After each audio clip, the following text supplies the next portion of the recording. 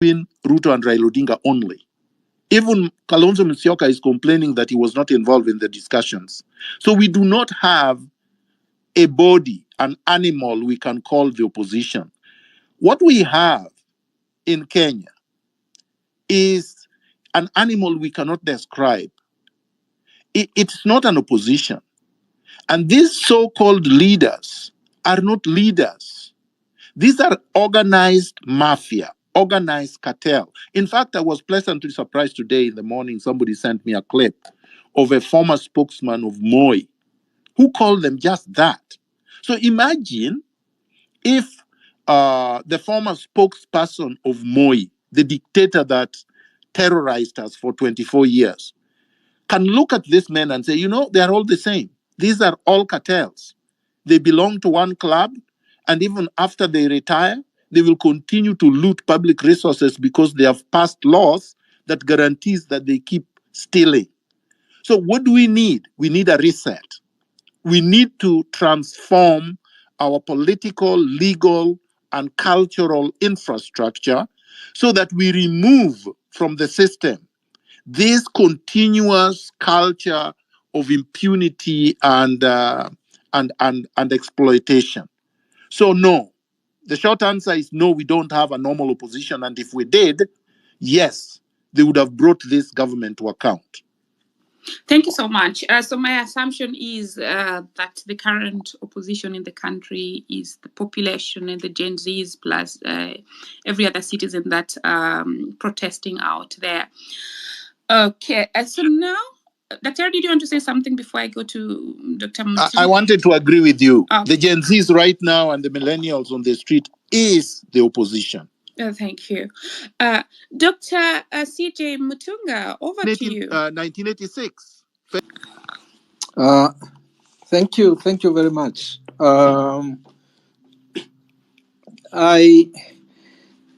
Let me start by saying that what happened yesterday, is a great thing, because in this country there's been a narrative that I've always myself found opportunistic and historical. The narrative that the two factions, that the two ruling class factions, within them there is one that is a lesser evil. There are people, academics, politicians and others who basically advance this narrative whenever there are elections. That of the two factions, let's choose the lesser evil. And I think it's unacceptable, because if who chooses between evil? It's nobody chooses, between evil. And what happened yesterday is what we have been saying all along, that these two factions and their political parties are basically birds of the same political feather. Okay, and they come together when their class is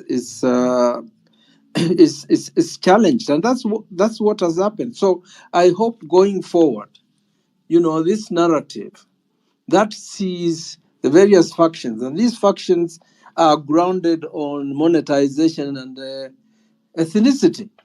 That's how they organize politics, and they also share these values. Well, they are not values, evils of corruption, stealing resources, wasting resources, and we're talking about a dictatorship that is going to be 61 years old in December. Okay? And I think you remember there was a time when Moi said that, well, Kanu will rule you for 100 years. They have already ruled us for 61. The people who you saw meeting yesterday, they are all orphans. of the Kanu dictatorship, there is not a single one of them, that can claim that they are not part of that 61-year-old, dictatorship. So, Hillary was right when he talked. I don't know whether it's Hillary or somebody else. I guess it was Kingston, when he talks of self-preservation and survival. Okay, those are great words about classes. That they come together for self-preservation and survival. So that's important to know. And the other thing that made me very, very happy was the demand by the Gen Z that they were going to occupy World Bank and IMF. Because in terms of politics, you have to connect the foreign interest with the people who rule us, okay? And analyze very, very clearly why our leaders, or these two factions, are enslaved by foreign interests, and why they take, orders from foreign interests, and they've never participated in any public participation. Okay, look at the case of Haiti. Okay, we were not consulted. Look at the case of Palestine. We were not consulted. When the courts say that police officers can't be, deployed in Haiti, it's unconstitutional. That particular court order is disobeyed. And in my books, if you are going to talk about the rule of law, then any government that subverts the rule of law is illegitimate. So it's very, very, very important that, as Miguna says, as a people demonstrate, as mass action goes on, it's very, very, very important to make, that connection, because that connection is important, in my view. So the other thing, and this is now talking to the well, before I do that, let me talk about task forces, and I give some history. I'm not going to give it the way Miguna has brilliantly given it in terms of dates and so forth, because I haven't done that work. And thanks Miguna for articulating these popular revolutions and uprisings. So when it comes to task force in this country, there's a history of destructing, movements through the formation of task forces.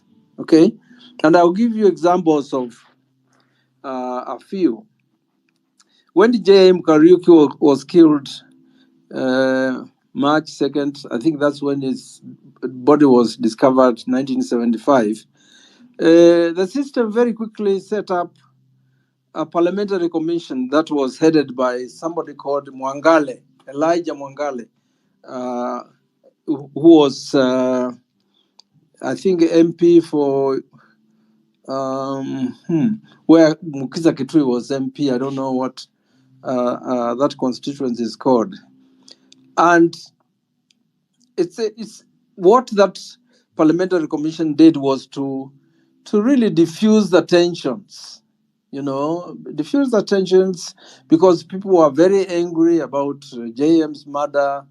The universities took to the streets, and so to diffuse, that particular popular unrest.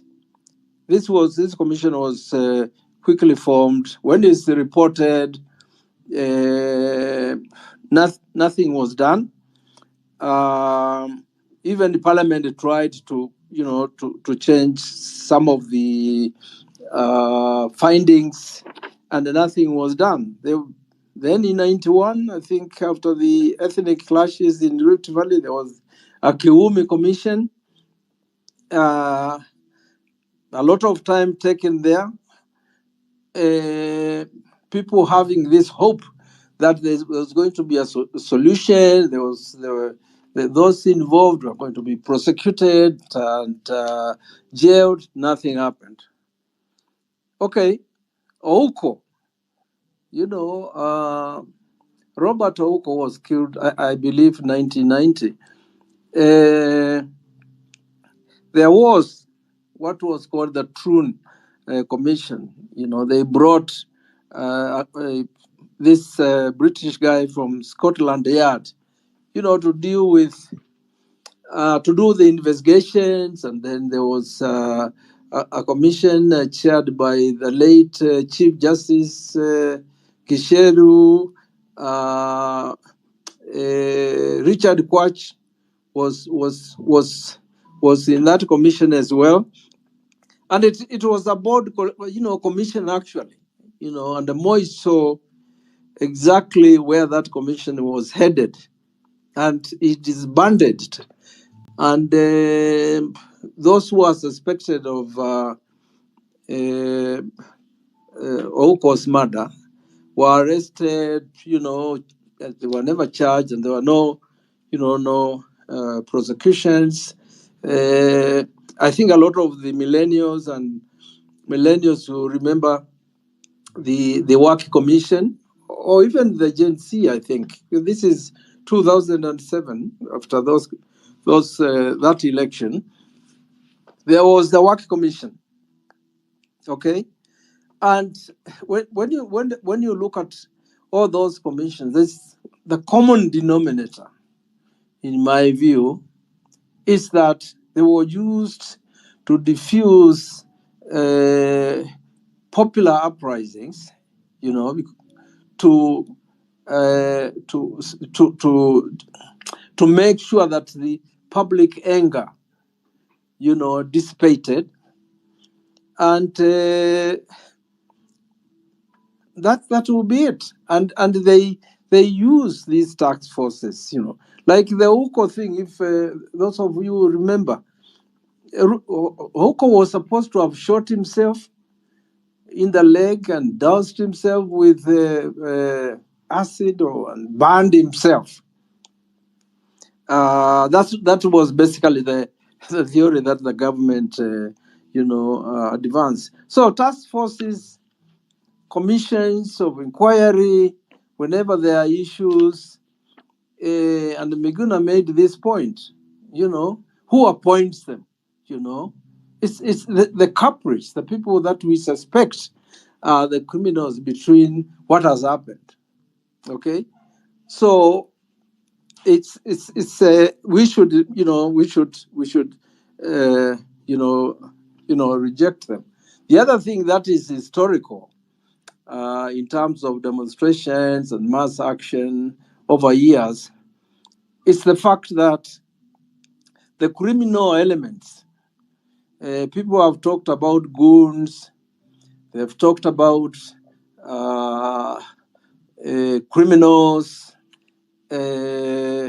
What we have known all along is that within the police force, there is always a criminal gang. And that gang invariably reports to the president and not to their superiors. And they have been dangerous. Those of you who are of my generation will remember the famous Gorokos. They were supposed to be taking care of the cattle wrestling, yes,